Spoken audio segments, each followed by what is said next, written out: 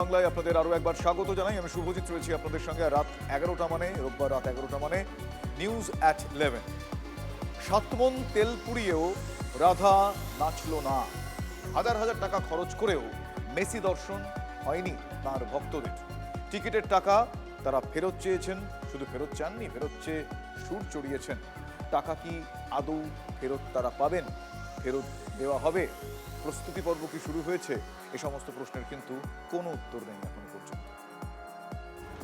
স্বচক্ষে মেসিকে দেখার সুযোগ পেয়েছিল কলকাতা, কিন্তু মাঠে ভিড়ের ঠেলায় আর্জেন্টিনার বিশ্বজয়ী অধিনায়ককে না দেখেই ফিরতে হয়েছে বহু দর্শককে।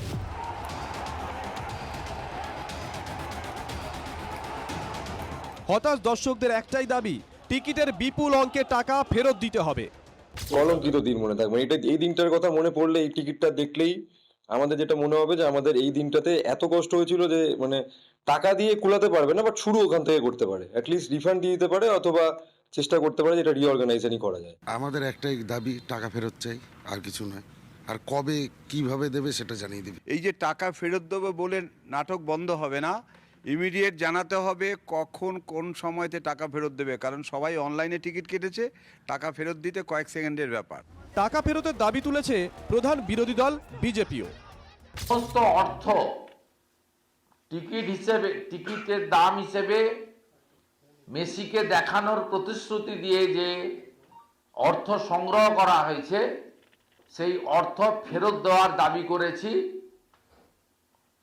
দ্রুততার সঙ্গে।